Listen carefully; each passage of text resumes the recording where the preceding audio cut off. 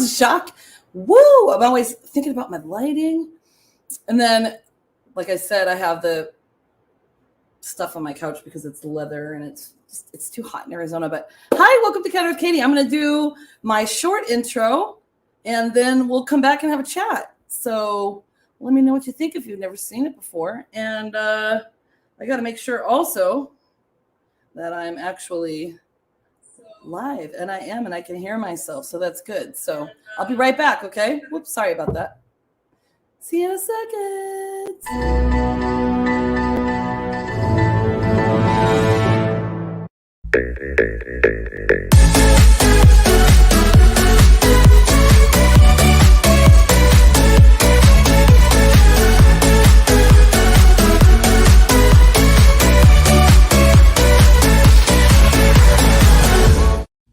Boom. Let's do this. Okay, so I left up that picture of the background because you can't see it when it's just me. But like when I interview people, like I've interviewed Michael Dickens a couple of times and you can see, well, good, I have some comments already. So I hope we have a lot of participation tonight because it's a very interesting topic and something that I deal with constantly. Okay, so Danae says, hey, gorgeous. Hey, you gorgeous. What? So Trista says, stop freaking out about the couch. No one notices until you say something. I know. It's just my thing, though, because I'm like, whatever. It's fine. It's sheets and a blanket. But I'm the only one that lives here. So, hey, I colored my hair, you guys. Look, it's no roots right now. So it's always like, whoa, it's super blonde. And I'm wearing my red glasses tonight because can't find my other black ones. I keep buying the same glasses, like the frames, you know, like the Harry Careys or like the Drew Careys or whatever. And then I'll just buy different colors. The next one's going to be blue. So tonight, my friends, we are talking about overanalyzing, overthinking. So is there a difference? And so I looked it up. I wasn't really getting like the best answer. One is overthinking is ruminating, worrying, and overanalyzing. Okay, so it involves dwelling on the problem. And then I looked at this, it's from Wikidiff, did not give me the best description of it. And so basically it says, analyze is subject to analysis. I hate those kind of stuff. I was an English teacher, you know, it's like, come on, you can give me a better description than that. And then overthink is to think or analyze too much. So it's really synonymous, okay? So what's the issue with it? What is it? Like you're thinking... And okay, so the following information, by the way, is taken from, is this not going to show? Okay. It's from a site called The Law of Attraction. I'm going to hide this part. Okay. And I just kind of do my research and look around and then just regurgitate it, like I said. So it's good. It's good because it says, why do we overthink? Okay. So do any of you have this problem? And do you know what I mean by that? Because it's like, you know, what's going to happen next and what's going to happen next? And I've talked about a book by Eckhart Tolle called The Power of Now. And that's a book I need to revisit and read again because the only thing we're in control of is right now, this moment. Okay. So there's no use or cause for fretting about the future, except that we just do because it's just in our nature. Okay. So why do we do it? It's because maybe we're anxious and we're stressed. Okay. So you just kind of tend to think about that and then think of all the scenarios. And that's not exactly fun. And the reason why you do that is we have this negative self-talk that takes over when we worry and we doubt ourselves. So like as in a situation where you have to give a presentation, not everybody's comfortable with that. You could literally give me, I might be a little nervous if I didn't know anything about it. And you could say, here's some information. You have 1 hour. You're going to present this information to the United States, the whole United States. And I could do it. Now, that doesn't mean that I'm not going to be a little nervous about it and stuff, but I'm not going to overthink it. Well, now, and maybe it comes into play timelines, which I didn't think about when I was gathering all this information. So how much time do you have to think about something? So the longer something takes, you know, but it doesn't do us any favors. Okay. Because here's what happens. The problem is that we try to predict possible negative outcomes and then the stress starts. So let's just say you're going to the doctor and they say something and they go, okay, now we got to take this biopsy. And we don't know what's going on. And so you in your head just keep running through like, oh my gosh, what if it's cancer? What's this? What's that? La, la, la, la. And it just spirals into something. And that's not helping you because first of all, you are what you think. So in a sense, right? And like I say, your words are very powerful. So are your thoughts. So are your actions.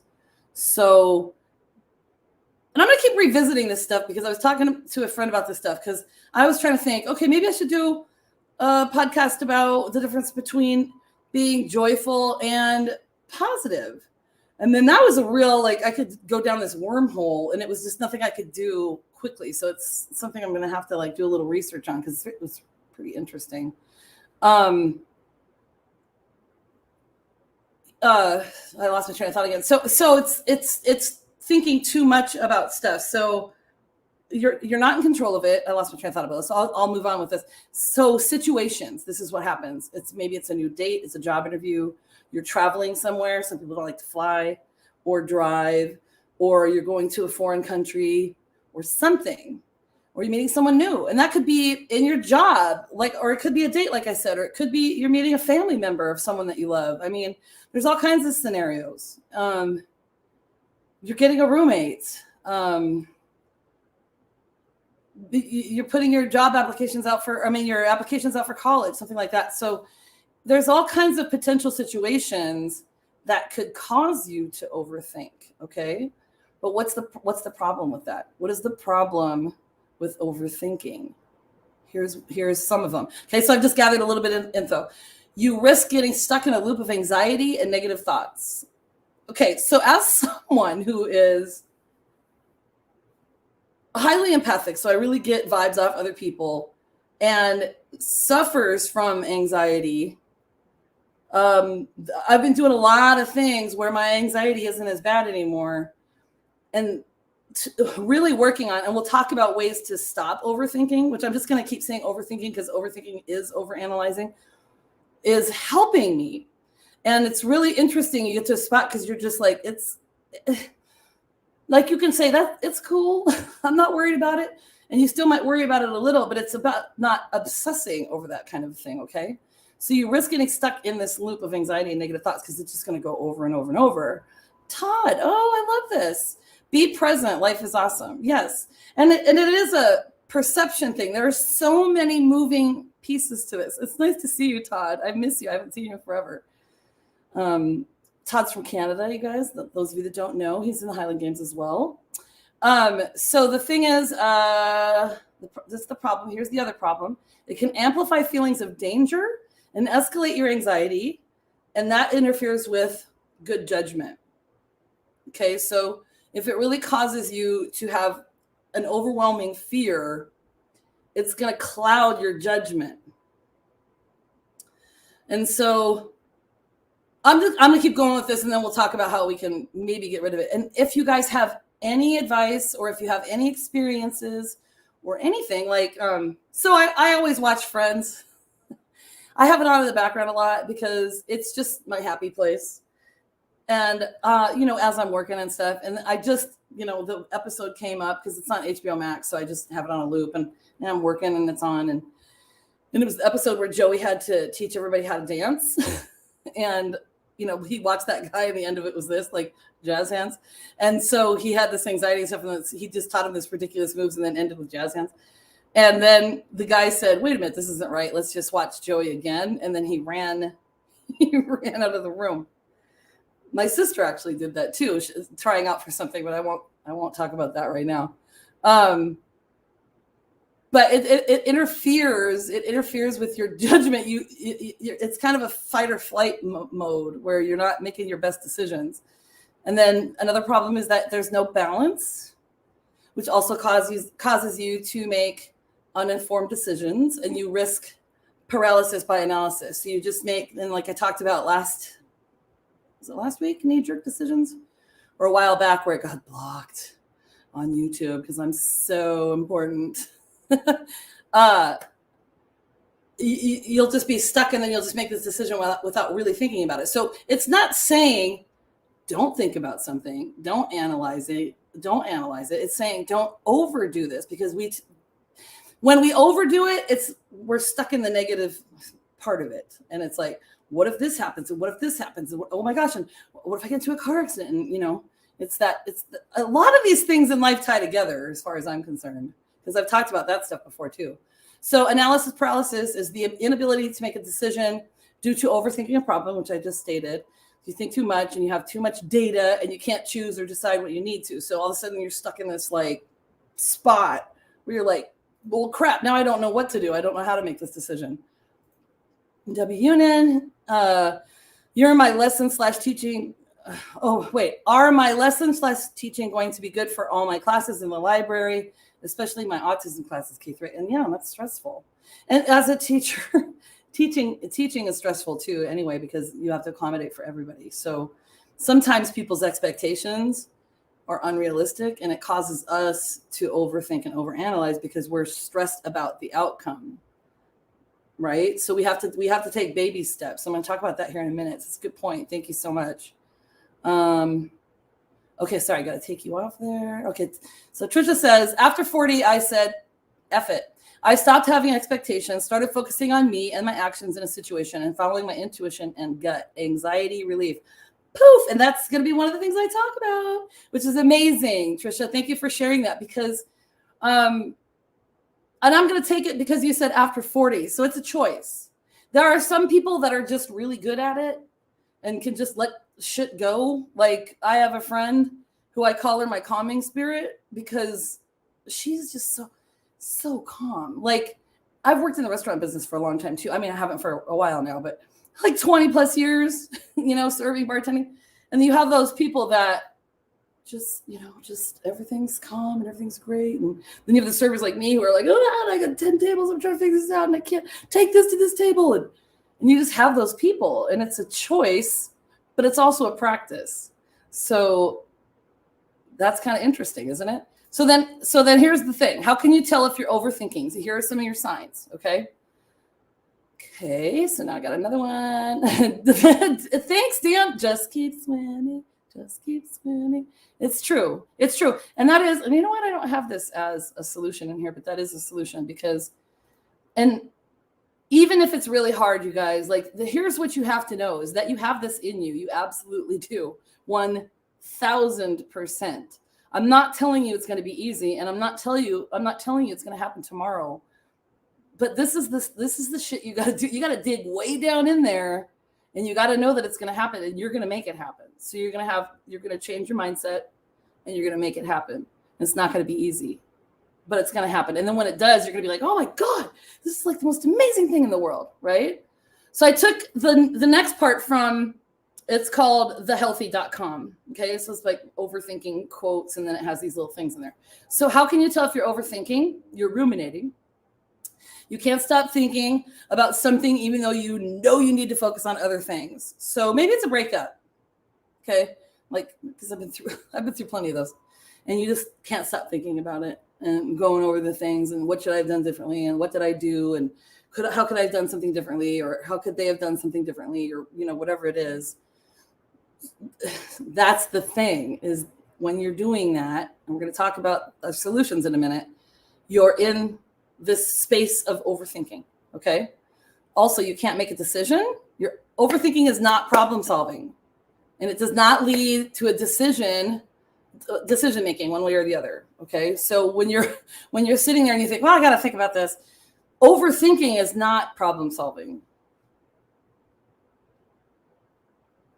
Thinking about it and not putting those emotions and stuff to it are what's going to help you. Okay. All right. So here's the other thing. You second guess yourself. It begets more overthinking. Begets is a great word. You may find yourself still going over the issue in your head, even though it's been solved. How many of you have done that? It's unnecessary, right? And what we need to do is make ourselves holistically healthy. And I'm doing a lot of things to do that right now. Okay. And it takes work. So once something's done, it's done. This is the power. And I think I'm going to revisit this and do it again for you guys because some of you didn't see that. It was probably 3 years ago. Or 2 years ago or whatever. This is my 4th year candor with Katy. What? So we'll go over that because, so what are you going to do from this point forward? Okay. And then another way to know, and not in a mean way, but other peeps tell you that you are. So sometimes you don't see it. If someone tells you this, take a second to look at your behavior, and not in a negative way, like, oh my God, you know what I mean? They just called me out or whatever. They're throwing shade at me. And you, as a person that needs to tell someone this, please take care to really discuss this with the person on the other end. Okay. So Riley says, put it to bed by doing a pros and cons list when it applies. Boom. That's amazing. That's perfect, because let's just say it's a decision on, a new job. That's perfect, because you're going to like stress about it. And then you can also do, I'm take that a step further, Riley, and say you can do a practice positive and like questions that someone might interview you about, and your responses, to try and practice that kind of thing, because it's kind of hard. Okay, so how do you stop overthinking? We're getting to the solutions part now. Boom.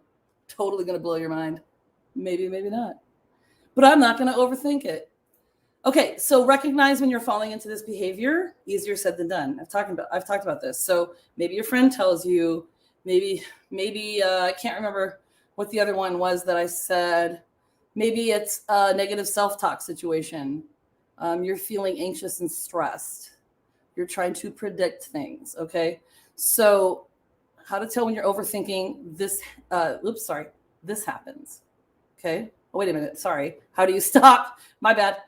You recognize when you're falling into this. So that's tricky. That's a tricky thing. Okay, good. Oh yeah, good comments. Okay, paralysis through analysis. Yeah. Did you hear me say that? I don't know when you popped in here, but that's good. Yes. So Riley says, for sure, you got it. Yes. Thank you for participating, you guys. This makes it good. Okay, so Bob, don't worry and ruminate about it. Just do it. Bob, if you're just joining me, it's like you're on my same brainwave, because I talked exactly about this earlier. So when I'm done, replay it and you'll be like, what? Blowing people's minds over here. Good job. Thank you. Thank you so much, you guys, for your participation. I'm going to say it a bunch because it just makes it better. Okay, let me take this comment off and go to another way to know another way to stop overthinking is to ask yourself, do I really need to worry about this? What can I do to change how I'm feeling? Okay. So that's an interesting thing. So do I really need to worry about this? Because how often have you guys gone through something? How often have you gone through something and it ends up being just fine? I mean, you sure go through turmoil and stress and stuff, but it ends up being okay. And then you can kind of reflect on it and stuff. And that's a whole other issue too that I can talk about. But here's another one. And I have a couple of them that kind of go together. So find inspiration and distract yourself. Hello, have you met me? My head's in a constant state of distraction, but I can still focus. So there's something to be said about that, right? So a movie, a book, a walk in nature, a road trip, a meditation, something. Okay. I've got a gajillion self-help books and I do read them, but sometimes my problem is I read part of them and then I pick up another one. So there you go. Another way to help is to put things in a broader perspective. Is this going to matter in 5 years? What are the long-term effects? Is this going to matter next week? Is this going to matter tomorrow? Maybe, as Riley said, make a list on that. Is like thinking into the future, right? Even though we have like the power of now, what kind of impact is this going to have tomorrow, next week, next year, 5 years from now, 10 years from now, whatever that the case may be, right? Okay, I get in a comment. Yay. Okay, so Riley says, change your thoughts by doing something different that moment and give your issue a day. Exactly. So that's just what I said right there. So perfect, right? So that could be watching a short YouTube video. I mean, whatever the heck it is, right? Okay, and then realize you can't control everything. We can't. We can only control how we react. And this is something I'm working on with certain people in my life, certain little ones and friends and stuff too. And it's like, taking time is the really big thing, but then realizing, okay, how should I be reacting to this? What are some possible ways for me to deal with this? I know you love lists. Riley says I love lists. Yes, she does. Debbie says don't bring work home. Yeah, well, easier said than done. As a teacher and as a realtor, I have to work at home, right? So I'm gonna have to ruminate on that one. But they always said that, but it's like, I don't know, maybe I'm wasting time. Who knows? Maybe I'll have to do a self-analysis, get someone to follow me around for a day and then be like, yeah, you're wasting a lot of time. Who knows? Journal. You guys know how I feel about this. I love the journaling. It can help clear your mind, and it's good to revisit. Okay. I haven't been doing it as much, and I've been talking about it for quite a while too. So I kind of have different journals here and there for things, and I really need to write in it every day because I have some hilarious shit from the past. Yeah, you're right. Debbie says, yeah, I mean, everybody says that. I mean, a principal can stand in front of a group, which they don't, and say, don't take your work home, because I've never heard any principal say that. I mean, as a realtor, I'm just working all the time, basically. I'm just driving around. I always have my computer. I'm doing this, I'm doing that. But I can sit in my pajamas and work from home. That's fine. As a teacher, too. Change your environment. It goes along with what I just said before. Distracting yourself, a drive, a walk, go have lunch, go grab a coffee, do some stretches. Okay. Find the balance. This is a really important one. And this is from an empath's point of view. And you don't have to be an empath in order to see someone else's side. Okay. So try to see it from the other side, the opposite point of view. What the what? What the what? So when I'm dealing with clients, when I'm working with clients, when I have the opportunity to help clients, and a seller says something like, or a buyer, let's say they're selling their house and buying another one. So it's like, oh, they want someone to, because this happens a lot right now, and I understand the market, but a realtor will call and say, if we send you a really good offer, will you accept it tonight? And it's day one of being on the market, and we're having 2 open houses and, whatever. I say, no, that's not reasonable. It's not fair to do to my clients, And then I talk to my clients and I'm like, so we're not going to ask anybody else to do that. Like, so understand, like, they don't like that. It's the stress. Now in this example, they're actually going through it because they're like, yeah, I don't like it when people do that. But sometimes say that, you know what I mean? Like, if you're having a spat with a lover or something and they say something and you take it wrong, take a minute to think about it first, and think about it from their point of view, or like maybe what they're trying to say, you know what I mean? So it's hard. It's not easy. Trisha says, I love journaling, but I'm such a slacker, LOL. I know. Well, yeah. And so my degree's in television, broadcasting, and journalism too. And I love writing. I've always been a writer. Used to write stories. I've been like a journal writer, and I'm just sporadically doing it. So this is my goal. Okay. All right. So another thing you can do is to keep your focus in front of you. So try looking at your problem differently, focusing on what you can control and the next step that you need to take. So you don't have to go from 0 to 60. You can say, okay, so what can I do in order to help, move this process along, or whatever it is. Okay. Does that make sense to you? And then also make space for the good stuff. Letting go is hard and it's sometimes scary, but you've got this. Okay. So maybe it is a job interview and you're worried and you're doing this stuff and you're trying to keep your focus in front of you and you're like, this is all I can do. And instead of like ruminating about it every day and doing this and sending an email and sending a text and did you get it? And just let it go. Let it go and let the good stuff come to you, because you've put yourself out there. Now all you got to do is wait, because it's coming for you. You know what I mean? All right. So I'm going to add, I added this in here. I want to add spontaneity. Those unplanned moments, stepping out of fear, doing something without planning could be the best experience and bring you lots of new experiences. So maybe it's one of those times where I said, take off and change your environment. Maybe you just go, I'm going to go to San Diego for the weekend. I'm just going to go see what happens. Like every time I travel, almost every time, I mean, there's certain things you have to plan. I've talked about it before, but especially when I was younger, I mean, I'd have like $500. We're like, we're going to go to San Diego. We're going to go to LA for the weekend.